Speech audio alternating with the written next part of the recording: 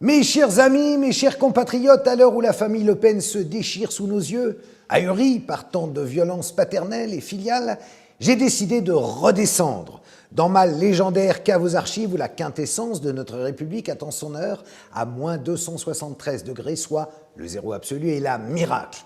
J'y retrouvais pour vous, chers patriotes, l'intégrale de l'inénarrable interview de Pierrette Le Pen, née Lalanne, en 98. Je me souvenais que lorsque nous avions diffusé cette interview, nous avions fait, à la demande du diffuseur, quelques coupes. Mais je n'imaginais pas la portée actuelle de ces propos jamais diffusés jusqu'à ce jour. Écoutez bien, tout ce qui se joue aujourd'hui au sommet du FN était déjà annoncé dans ces confessions prémonitoires. Quand on reprend justement vos déclarations d'il y a 10 ans, on se rend compte que Le Pen est quelqu'un de vraiment raciste. Vous savez, Le Pen, c'est un homme à double face. Hein, c'est un Gémeaux et il peut avoir des amitiés juives particulièrement bien placées, très haut placées, qui le vénèrent, l'adorent et lui assurent protection, et puis de l'autre côté, complètement antisémite, un milieu complètement antisémite. Mais c'est vrai que son racisme a toujours été, mes filles ont été élevées dans le racisme pur et dur. C'est-à-dire qu'il paraît que quand il y avait Hitler à la télévision, il les forçait à l'appeler Tonton Dolphy. C'était un gag, c'était un petit peu ça, oui. Bon, enfin, obligé, non, elles n'étaient pas obligées. Bon, enfin, c'était une façon de rire aussi, mais ça arrivait, oui, ça arrivait. Oui, c'est aussi ses amis aussi, oui, c'était un petit terme d'amitié. D'affection pour Hitler. Je crois, oui. Et quand il parlait des Arabes? Oui, c'était aussi ça. C'était, je ne sais plus quel est le terme, comment on disait, des crouilles, non, c'est ça? Oui. Voilà. Est-ce qu'il niait à l'époque ou maintenant l'existence des chambres à gaz? Écoutez, c'est pas un sujet que j'ai vraiment effleuré avec lui du tout. Je crois qu'il a toujours été révisionniste, mais enfin bon, c'était pas, je m'en occupais pas beaucoup, ce genre de choses. Donc c'était plutôt dans les politiques ailleurs qu'à la maison. J'ai quand même vécu 25 ans avec lui, mais dans la maison, pas en politique. Mais quand vous receviez, par exemple, les fins de repas, tournaient autour de ça, les conversations de fin de repas?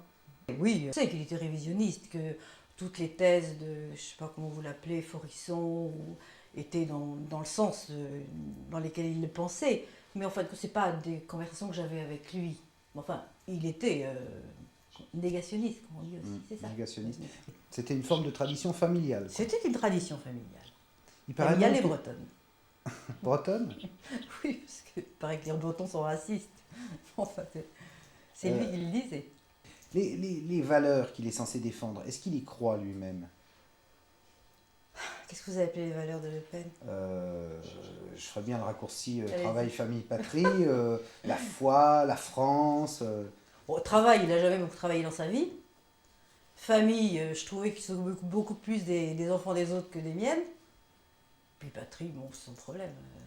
Il a toujours été patriote, mais enfin bon, je sais pas dans le bon, si c'est dans le bon sens.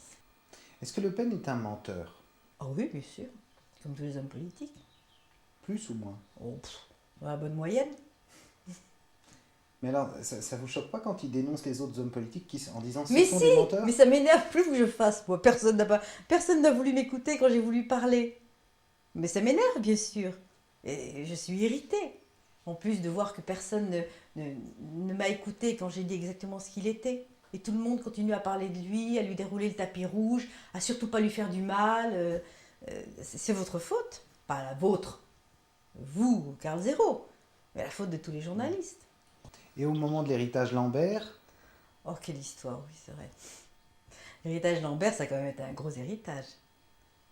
Et un voilà, héritage c'est- en deux parties, c'est-à-dire il y avait une partie déclarée. bon, il y avait une partie en française. France, il y avait une partie en Suisse. Ouais. Mais quand j'ai fait une conférence de presse à Marseille, je ne me souviens plus en quelle année, où je dénonçais justement, je disais quand même au gouvernement français que Le Pen a triché, puisqu'il avait un héritage en Suisse. Alors, quand ça a été repris par la Suisse, très bien. Quand c'est venu en France, c'est un journaliste qui a été à Bercy. Je pense que c'était Juppé qui était aux affaires à ce moment-là. Et il s'est fait répondre que c'était des affaires privées et que le gouvernement n'allait pas rentrer dans les affaires privées du ménage Le Pen. C'est un problème, c'est pas le mien. Moi, j'avais dit ce que j'avais à dire. Et cet argent, il y en avait combien en Suisse? Oh, je sais pas exactement. Je peux pas vous dire. Je peux pas vous dire. J'en ai transporté beaucoup, mais savoir exactement combien il y avait, je sais pas. Je sais pas, il y avait beaucoup. Il vous traitait comment? Il me traitait pas très bien. Et souvent, mes filles me disaient arrête de te faire traiter comme une esclave, parce que c'était pas la vie. Vous savez, avec Le Pen, quand vous vous levez le matin, vous savez pas dans quelle chaussure vous êtes. Si vous êtes dans la droite, il fallait se mettre dans la gauche, et si vous êtes dans la gauche, il fallait se mettre dans la droite. C'est jamais bien.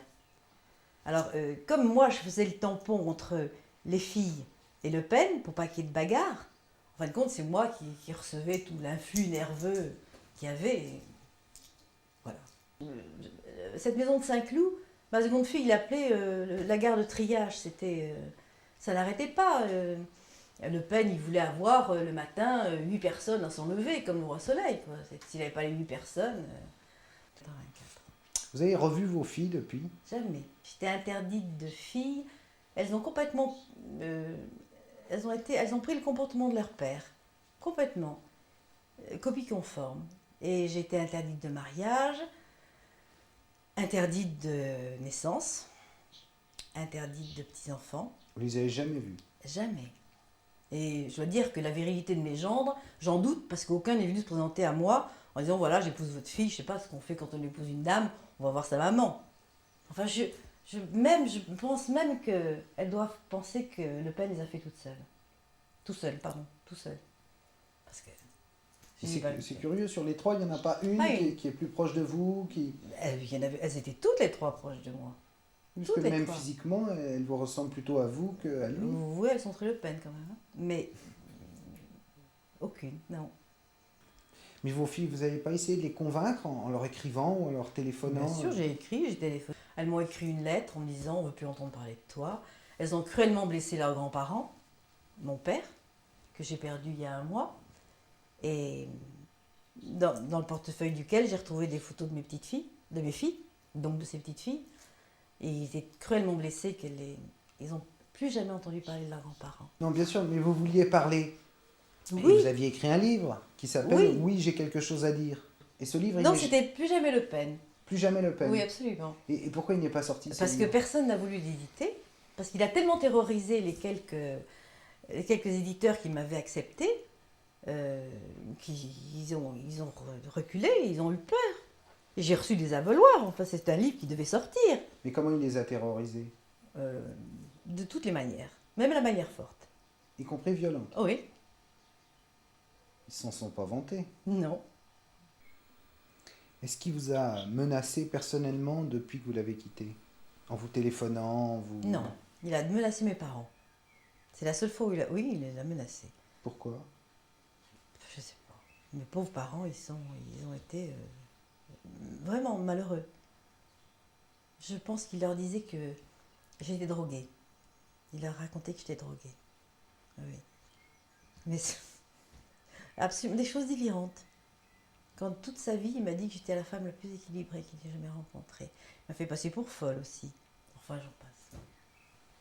C'est un monsieur très redoutable. Hein. Merci Pierrette. Je vous en prie.